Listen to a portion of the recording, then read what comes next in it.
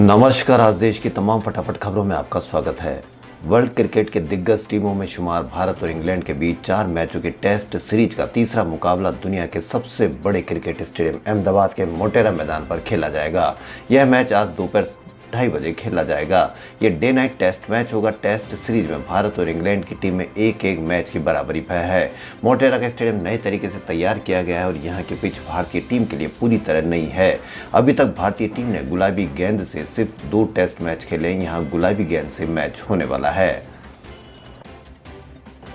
पश्चिम बंगाल और असम समेत 5 राज्यों में होने वाले विधानसभा चुनाव की तारीखों पर चर्चा के लिए आज दिल्ली में चुनाव आयोग की बैठक होगी।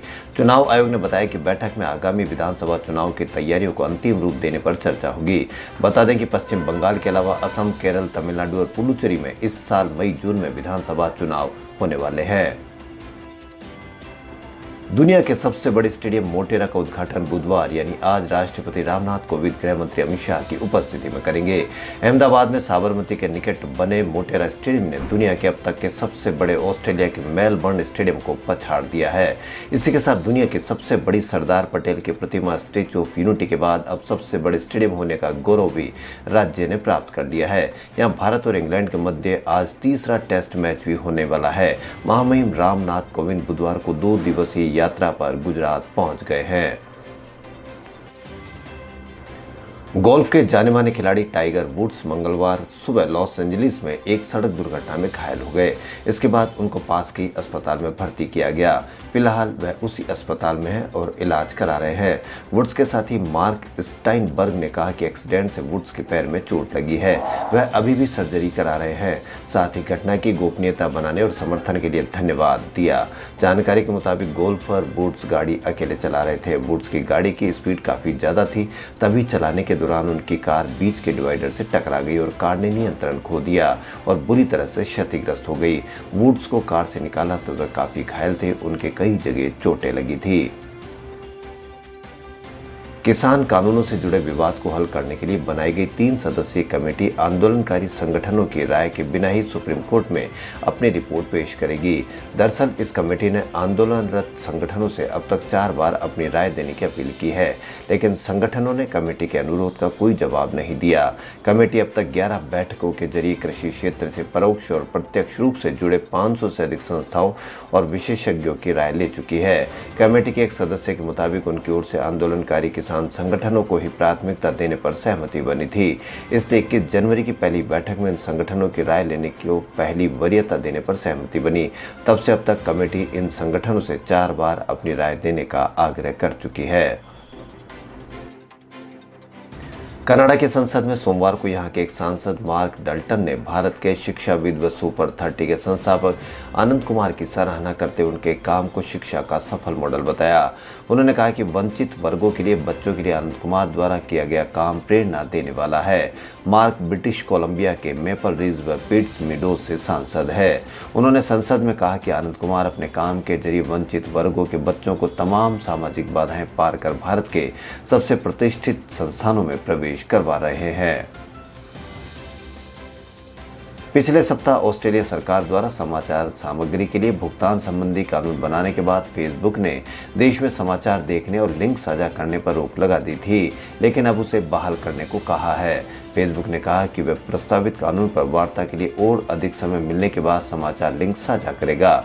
बता दें कि ऑस्ट्रेलिया सरकार ने कानून बनाया है कि किसी भी वेबसाइट पर दिखाई जाने वाली उसके देश की समाचार सामग्री के लिए उसे सोशल मीडिया वेबसाइट को भुगतान करना होगा। इसे लेकर सरकार और फेसबुक के बीच टकराव चला, लेकिन ऑस्ट्रेलिया की सरकार ने बताया कि कानून में बदलाव के बाद फेसबुक दोबारा से समाचार पेजों को बहाल करने जा रहा है।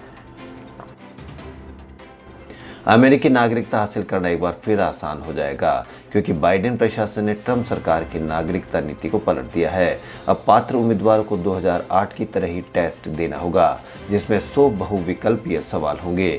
US citizenship and immigration services ने सोमवार को घोषणा की कि 1 मार्च 2021 से नागरिकता के लिए 2008 वाली प्रक्रिया ही मान्य होगी। ट्रंप प्रशासन ने पिछले साल नागरिकता टेस्ट के फॉर्मेट में बदलाव किया था, जिसके तहत पूछे जाने वाले सवालों की संख्या बढ़ाकर 100 से 128 कर दी गई थी और सही जवाब के मूल्यांकन में राजनीतिक और वैचारिक पक्ष को जोड़ा गया था। 22 साल की क्लाइमेट एक्टिविस्ट दिशा रवि की गिरफ्तारी के 9 दिन बाद सशर्त जमानत मिल गई। दिल्ली की पटियाला हाउस कोर्ट ने मंगलवार को उनकी रिहाई के आदेश जारी किए। कोर्ट ने कहा कि व्हाट्सएप ग्रुप बनाना या किसी टूलकिट को एडिट करना कोई अपराध नहीं है। बेंगलुरु की रहने वाली दिशा पर किसान आंदोलन से जुड़ी वह टूलकिट बनाने और एडिट करने का आरोप है, जिसे क्लाइमेट एक्टिविस्ट ग्रेटा थनबर्ग ने शेयर किया था। इस विवादास्पद टूलकिट में 26 जनवरी और उससे पहले डिजिटल स्ट्राइक का जिक्र था। उत्तराखंड के चमोली में हादसे के बाद 136 लोग लापता है। राज्य सरकार ने इन सभी लापता लोगों को मृत घोषित कर दिया है। इसके लिए मंगलवार को आदेश जारी किए गए। सरकार की तरफ से लापता लोगों को मृत मान लिए जाने के बाद आपदा में जान गंवाने वालों की संख्या बढ़कर 206 हो गई है। आपदा के 17वें दिन मंगलवार तक 70 लोगों के शव और 29 मानव अंग मिल चुके हैं। राज्य सरकार के मुताबिक चमोली और आसपास के इलाकों में लगातार तलाश जारी है। बड़ी संख्या में लोगों के शव बरामद हुए हैं, जबकि कुछ लोगों को सुरक्षित भी निकाला गया है। इसके बावजूद अभी तक जिन लोगों की कोई जानकारी नहीं मिल सकी है, उन्हें अब मृत घोषित कर दिया गया है। एक अच्छी खबर राजस्थान के बूंदी जिले से आई है। यहाँ के रिटायर्ड प्रिंसिपल ब्रजमोहन मीणा ने टोंक जिले के गांव में अपने बेटे का रिश्ता तय किया। मंगलवार को उसकी सगाई थी। उसकी रस्में चल ही रही थी कि लड़की के पिता ने नोटों की गड्ढियों से भरा थाल सामने रख दिया। यह देख ब्रजमोहन मीणा ने कहा कि ये रुपए उन्हें नहीं चाहिए, हमें सिर्फ बेटी चाहिए। यह कहकर बतौर दहेज मिल रहे 11 लाख रुपए लौटा दिए। लोगों ने रिवाजों की दुहाई दी तो उन्होंने महज 101 रुपए शगुन के तौर पर रख लिए। गुजरात के 6 महानगर पालिका चुनाव में एक बार फिर भाजपा का परचम लहराया है। मंगलवार को काउंटिंग पूरे होने पर सभी 6 मनपा यानी अहमदाबाद, सूरज, राजकोट, बड़ोदरा, जामनगर और भावनगर में भाजपा को बहुमत मिला। भाजपा ने इन शहरों में 489 यानी 85% और कांग्रेस से 46 यानी 8% सीटें जीती। लेकिन चौंकाने वाले नतीजे अहमदाबाद और सूरत से आए हैं। अहमदाबाद में ओवैसी की पार्टी AIMIM के 7 पार्षद चुने गए। वहीं सूरत में पहली बार आम आदमी पार्टी के 27 पार्षद जीत कर आए हैं। पूजा चौहान खुदकुशी मामले में लीक ऑडियो से विवादों में आए महाराष्ट्र के वन मंत्री संजय राठौड़ ने कल पोहरा देवी मंदिर में दर्शन किए। इस दौरान उनके साथ 8 से 10 हजार की भीड़ आई थी। भीड़ को हटाने के लिए पुलिस को लाठीचार्ज भी करना पड़ा था। कोरोना के संकट में भी इस तरह से भीड़ जमा करने की मीडिया में आई खबरों से नाराज मुख्यमंत्री उद्धव ठाकरे ने नाराजगी जताते हुए कार्रवाई का आदेश दिया था। मुख्यमंत्री के आदेश के बाद कल रात वाशिम पुलिस ने 8 से 10 हजार लोगों के खिलाफ मामला दर्ज किया है। दिल्ली के मुख्यमंत्री और आम आदमी पार्टी के संयोजक अरविंद केजरीवाल ने गुजरात में नई राजनीति की शुरुआत करने के लिए गुजरात के लोगों को बधाई दी। राज्य के नगर निकाय चुनाव में आपने अच्छा प्रदर्शन किया है। पार्टी ने कहा कि केजरीवाल राज्य के लोगों को धन्यवाद देने के लिए 26 फरवरी को गुजरात में एक रोड शो करेंगे।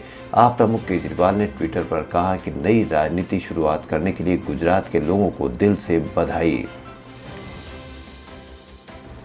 आज श्रीदेवी की 30वीं डेथ एनिवर्सरी है। अपने फिल्मी कैरियर में 300 फिल्मों में काम करने वाली श्रीदेवी अब हमारे बीच नहीं है। 24 फरवरी 2018 को श्रीदेवी की दुबई के होटल के बाथ टब में डूबने से मौत हो गई थी। श्रीदेवी की लाइफ को लेकर नए किस्से, कई कहानियां सुनने को मिलती है। 1967 में आई तमिल फिल्म थुनाई-वन में श्रीदेवी लॉर्ड मुरुगा के किरदार में थी। तब उनकी उम्र मात्र 4 साल की थी। इसके अलावा चालबाज की शूटिंग के दौरान भी उन्हें 103 डिग्री बुखार था, लेकिन उन्होंने आराम नहीं किया और पूरे जोश के साथ एक गाने की शूटिंग पूरी की। खबरों फिलहाल इतना ही। यदि आपको हमारा चैनल पसंद आए तो लाइक, सब्सक्राइब और शेयर अवश्य करें। धन्यवाद।